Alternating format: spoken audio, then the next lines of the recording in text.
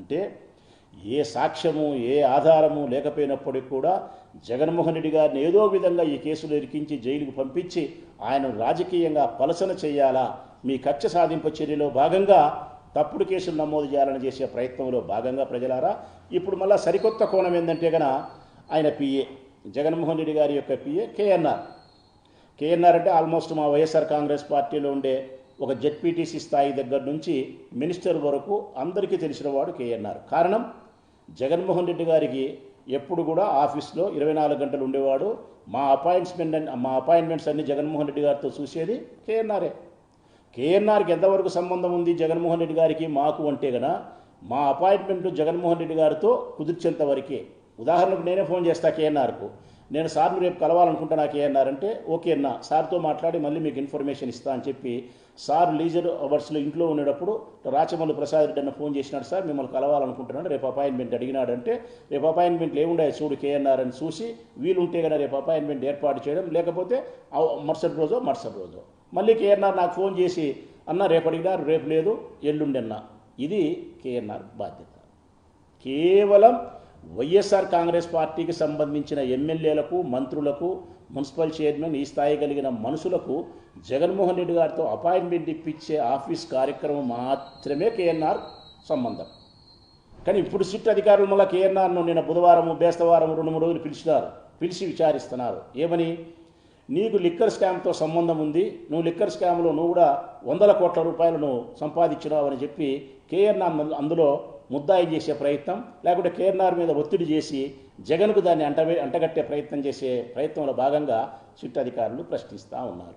ఇది ఎక్కడి న్యాయం? ఇది అందరినీ అయిపోయినారు. హైదరాబాద్లో సునీల్ ఉంటే సునీల్ అత్యంత ఆప్తుడు ఎవరికి? జగన్మోహన్ రెడ్డి గారికి.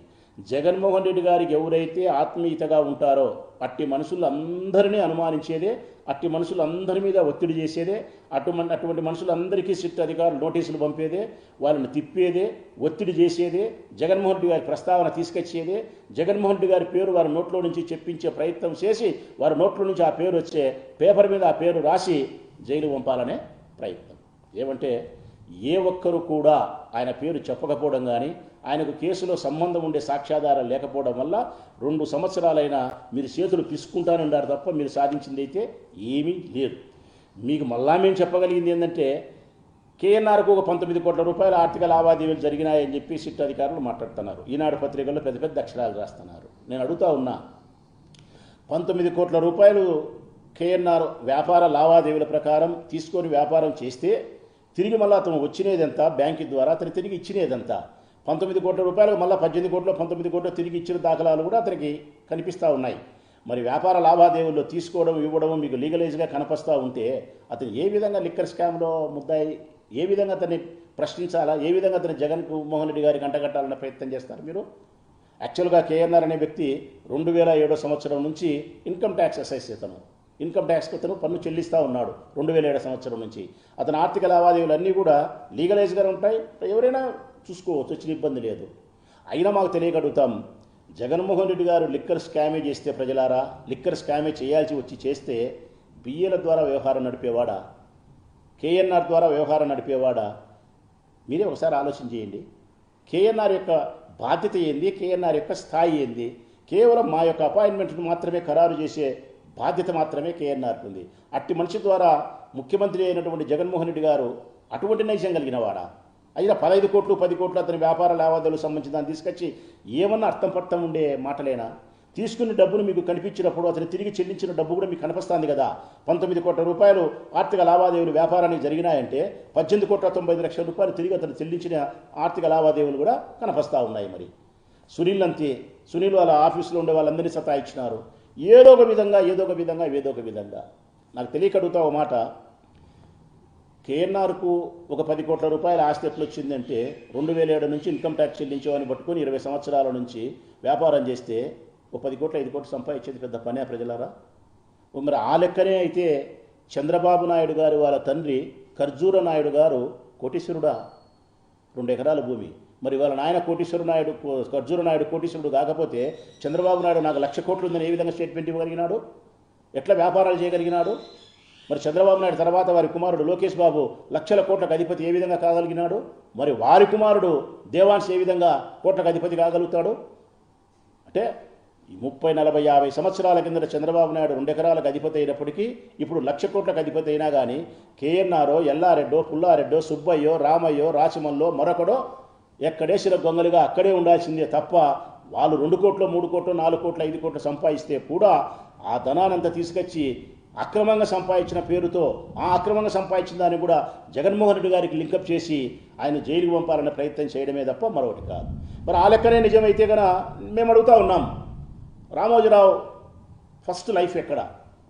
రామోజీరావు యొక్క ఫస్ట్ లైఫ్ ఎక్కడ? పచ్చళ్ళు కదా ఆయన అమ్ముకునేది. గాజు సీసాలలో పచ్చళ్ళు పెట్టుకొని మామిడికాయ ఊరగాయ, చింతకాయ ఊరగాయ, నిమ్మకాయ ఊరగాయ అని చెప్పి దేశమంతా సైకిల్ దొక్కుకుంటా పచ్చళ్ళు అమ్ముకునే రామోజీరావు ఈ బుద్ధు 100,000 కోట్లకు అధిపతి ఏ విధంగా కాగలుగుతాడు అని పెద్ద పెద్ద సంస్థలకు ఏ విధంగా అధిపతి కాగలుగుతాడు? ఇంకా వాస్తవాన్ని చెప్పాలంటే ఈనాడు పత్రికే రామోజీరావు సంస్థనే. ఊర్లో వాళ్ళు కట్టిన లెక్కలన్నీ తీసుకొచ్చి దాంట్లో ఏమంటారు చిట్ ఫండ్లో కడితే చిట్ ఫండ్ దాన్ని కట్టిన లెక్కలు తీసుకొచ్చి నీ సొంత వ్యాపారాలు చేసుకొని డబ్బు సంపాదించుకున్నావు. ఒకవేళ నీ సొంత వ్యాపారాల్లో ఫెయిల్ అయిపోయింటే నీ చిట్ ఫండ్లో కట్టిన వాళ్ళ పరిస్థితి ఏంది? నువ్వు బోర్డు తిప్పేవనివే కదా. ఇదే కదా ఉండవల్లి గారు కోర్టుకు వేసినది, ఇదే కదా సుప్రీంకోర్టు మందలిచ్చినది. రామోజీరావు మరణించిన తర్వాత కూడా కేసు మూసేసేదానికి కాదు, అది విచారించాల్సిందని చెప్పి సుప్రీంకోర్టే చెప్తాంది. అంటే రామోజీరావు పచ్చళ్ళు అమ్ముకునేవాడు మాత్రం 100,000 కోట్లకు, లక్షల కోట్లకు అధిపతి కావచ్చు. అంతెందుకు లేబ్బా, మన బూత్ కిట్టే ఉన్నాడు, మన బూత్ కిట్టు ఏబిఎన్ రాధాకృష్ణ. ఆయన పరిస్థితి ఎక్కడబ్బా? నాకు తెలియక అడుగుతా. ఆయన సైకిల్ ఎక్కి కృష్ణాయిలు అమ్ముకునేటోడు కాదా? సైకిల్ ఎక్కి పేపర్ వేసినటోడు కాదా? ఈ బుద్ధ ఆయన ఆస్తిపాస్తులు ఎంత? ఈ బుద్ధు రాధాకృష్ణకు ఫిలిం నగర్లో ఉండే కొత్త బిల్డింగు ప్రజలారా చూస్తే మీరు ఆశ్చర్యపోతారు. ఫిలిం నగర్లో ఉండే ఆయన కొత్త బిల్డింగ్, మరి ఆయన పరిస్థితి ఏంది? చంద్రబాబు నాయుడు హైటెక్ సిటీ వ్యవహారాల్లో తాడు బొంగరం లేని వాళ్ళు కూడా ఏ విధంగా 100 ఎకరాల భూములు కొనుగోలు చేసినారని చెప్పి మేము అడుగుతున్నాం. అసలు TV5 నాయుడు ఉన్నాడు, ఆయన ఆర్థిక పరిస్థితి ప్రారంభ దశ నుంచి ఎక్కడ ప్రారంభమైంది? TV5 నాయుడు ఏంది, రామోజీరావు ఏంది, రాధాకృష్ణ ఏంది, చంద్రబాబు నాయుడు గారు ఏంది? వీళ్ళందరూ ఎవరు? చిన్న స్థాయి నుంచి వచ్చిన వాళ్ళు. వీళ్ళైతే ఒక 20 ఏళ్ళు 30 ఏళ్ళు గడిచేదలికి లక్షల కోట్లకు, వేల కోట్లకు అధిపతులు కావచ్చు. కానీ నాలాంటోడో మీలాంటోడో 20-30 సంవత్సరాల తర్వాత 5 కోట్లు, 10 కోట్లు, 15 కోట్లు సంపాదించుకుంటే కూడా ఈ డబ్బు ఎక్కడి నుంచి వచ్చిందని చెప్పి సిట్ అధికారులు ప్రశ్నలు వేసేవాళ్ళు. మరి వీళ్ళను కూడా ఇదే విధంగా ప్రశ్నించే స్థాయి ఉందా అని చెప్పి సిట్ అధికారులు మేము అడుగుతూ ఉన్నాం.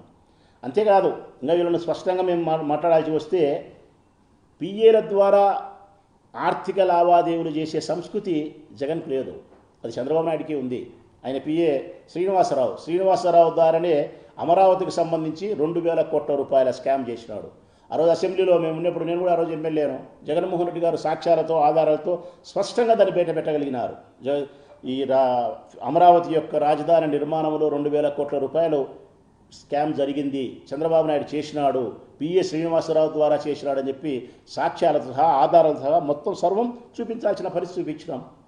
ఈరోజు ప్రభుత్వం మారుతానే అమరావతిలో జరిగిన స్కాము లేదు, లేకుంటే స్కిల్ డెవలప్మెంట్ జరిగిన స్కాము లేదు, లేకుంటే ఇంకొక దాంట్లో జరిగిన స్కాము లేదు, అచ్చెన్నాయుడు చేసిన స్కాము లేదు. ఏ ఒక్కరు చేసిన స్కామ్స్ కూడా ప్రభుత్వం మారుతానే కేసులన్నీ తారుమారైపోయినాయి. మొత్తం ఏవేగానే లేకుండా పోయే పరిస్థితికి వచ్చినారు. ఇంత ఆర్థిక నేరాలకు పాల్పడినటువంటి ఈ మనుషులను గురించి విచారించాల్సిన బాధ్యత అధికారులకు, పోలీసులకు చుట్టుకుంటే అవన్నీ గాలిపోయినాయి. కేవలం ఏదో ఒక విధంగా కట్టుకథలల్లి, ఏదో ఒక విధంగా లిక్కర్ స్కామ్లో జగన్మోహన్ రెడ్డి గారిని ముద్దాయి చేసి ఆయన జైలుకి పంపించి బదనాం చేసి రాజకీయంగా ఆయన నష్టపరిచి మీరు లాభపడాలని చేసే ప్రయత్నమే తప్ప మరొకటి కానే కాదు. ఇంకొక మాట కూడా మేము స్పష్టంగా అడగదలుచుకున్నాం. మేము ఈ ప్రభుత్వాన్ని, జగన్మోహన్ రెడ్డి గారి మీద మీరు తప్పుడు కేసులు పెట్టి జైలుకు పంపాల్సిన పరిస్థితి వచ్చి జైలుకి పంపితే నేను అడుగుతా ఉన్నా, జగన్మోహన్ రెడ్డి మీరు బెదిరించే బెదిరింపులకు భయపడేవాడా? మీరు 1, 2 నెలలు 3 నెలలు జైలు గోడల మధ్య పెడితే అతనేమన్నా ఆత్మస్థైర్యం కోల్పోయేవాడా? అతనేమన్నా చంద్రబాబు నాయుడు మాదిరి 30 రోజులు జైల్లో ఉంటేనే బెబె అని వణికి నేను బయటికి రావాలా, నా కళ్ళు కనపల్లే, నా కాళ్ళు నొచ్చనాయి, అరికాళ్ళ మంటలు తెచ్చనాయి, నన్ను బయటికి పంపండి అని చెప్పి బెబె అని ఉనికేవాడు అనుకుంటారా మీరు జగన్మోహన్ రెడ్డిని? 2 నెలలు కాదు 16 నెలల కాలం పాటు తప్పుడు కేసులో సోనియా గాంధీ, తెలుగుదేశం పార్టీ అందరూ కలిసి జైల్లో పెడితే కూడా మొక్కవోని ధైర్యముతో, అచంచలమైన ఆత్మవిశ్వాసంతో, ధైర్యంగా ధర్మాన్ని, న్యాయాన్ని నమ్మి నేను విజయాన్ని సాధించగలుగుతానని చెప్పే 16 నెలలు జైలు జీవితాన్ని గడిపి ఆ తర్వాత వచ్చి ప్రజా సంకల్ప యాత్ర చేసి జనంలో 16 నెలలు ఉండగలిగి ఆ తర్వాత స్వతంత్రుడై ముఖ్యమంత్రి కాగలిగిన మనిషిని పట్టుకొని మీరేందో తప్పు నా కొడుకులు కేసులు పెట్టి బెదిరించుకుంటాం, 2 నెలలు 3 నెలలు జైలు పంపిస్తామంటే ఆయన చంద్రబాబు నాయుడు మాదిరి భయపడేవాడో మరొకరి మాదిరి భయపడేవాడో కాదు.